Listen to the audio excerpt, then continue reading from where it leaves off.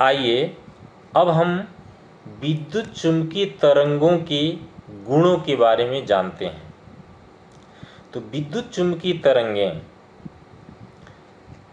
की जो पहला गुण है वह है कि दोलायमान, यानी जो आवेशित कण होते हैं वो यदि त्वरित गति करते हैं तो उनके द्वारा जो उत्पन्न विद्युत तथा चुंबकीय क्षेत्र होते हैं वो एक दूसरे के लंबवत होते हैं।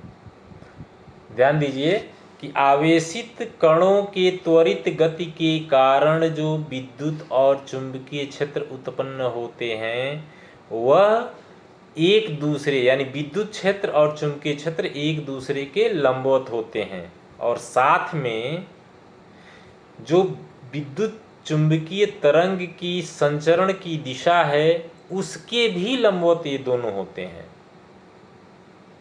दूसरा गुण, ध्वनि अथवा जल तरंगों की भांति विद्युत चुंबकीय तरंगों की संचरण के लिए किसी माध्यम की आवश्यकता नहीं होती, अर्थात विद्युत चुंबकीय तरंगें या विकिरण जो होते हैं वह निर्वात में भी गति करते हैं।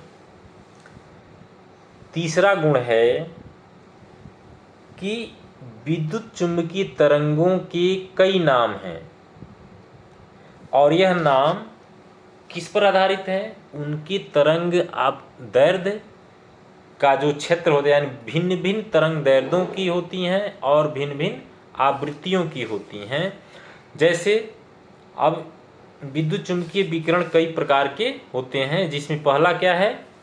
पहला है रेडियो आवृत्ति क्षेत्र, यानी रेडियो तरंगें। तो रेडियो तरंगों की आवृत्ति जो होती है वह 10⁻6 हर्ट्ज होती है। दूसरा है सूक्ष्म तरंगें, जिनकी आवृत्ति 10⁻2 हर्ट्ज होती है। इनका उपयोग राडार में किया जाता है। औरक्त तरंगें, इनकी आवृत्ति 10⁻13 हर्ट्ज के आसपास होती हैं। ये वस्तुओं को गर्म करने के उपयोग में आती हैं। पराबैंगनी तरंगें, इनकी आवृत्ति और ज़्यादा होती है, 10⁻16 हर्ट्ज के बराबर होता है। अब पांचवा है दृश्य प्रकाश। दृश्य प्रकाश की आवृत्ति का रेंज जो होता है वह 10⁻15 हर्ट्ज के आसपास होता है, और इस आवृत्ति के आसपास की जो तरंगें होती हैं, प्रकाश तरंगें, वही हमको वस्तुओं को दृश्यमान बनाती हैं, यानी हमको देखने में सहायता करती हैं। हमारी आंखें इनके प्रति संवेदनशील हैं। चौथा जो है वह विद्युत चुंबकीय विकिरण को दर्शाने के लिए विभिन्न प्रकार के मात्रों का उपयोग किया जाता है। जैसे सभी विकिरणों की आवृत्तियाँ और तरंग दैर्ध्य होते हैं, तो आवृत्ति की जो का एसआई मात्रक होता है वह क्या होता है? हर्ट्ज या प्रति सेकंड होता है, सेकंड इनवर्स कहते हैं। और तरंग दैर्ध्य क्या है? तरंग दैर्ध्य एक दूरी है, तो निश्चित तौर पर दूरी का एसआई मात्रक क्या होता है? मीटर होता है। अब हम जानते हैं कि ये आवृत्ति किसे कहते हैं। तो आवृत्ति क्या है? आवृत्ति की परिभाषा जो होती है वह होती है कि 1 सेकंड में किए गए दोलनों की संख्या। हम लोगों ने अब तक ये पढ़ा, लेकिन यहाँ पर तरंगें संचरित हो रही हैं।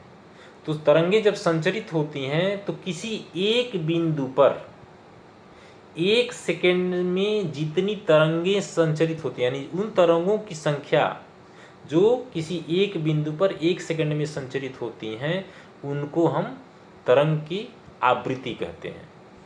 यानी तरंगों की संख्या जो किसी एक बिंदु पर 1 सेकंड में गुजरती हैं, वो संख्या ही क्या कहलाता है? आवृत्ति कहलाता है। अब निर्वात में सभी प्रकार के विद्युत चुंबकीय विकिरण, चाहे उनकी तरंग दैर्ध्य या आवृत्ति कुछ भी हो, उनकी गति जो होती है एक समान होती है।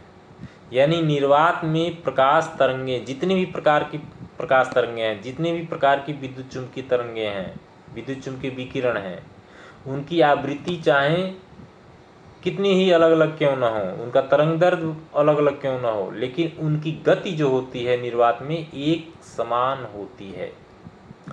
और इसी को हम क्या कहते हैं, ये कितने के बराबर होती है, वह 3 × 10⁸ मीटर प्रति सेकेंड यानी 3 लाख किलोमीटर प्रति सेकेंड की रफ्तार से प्रकाश तरंगें चलती हैं।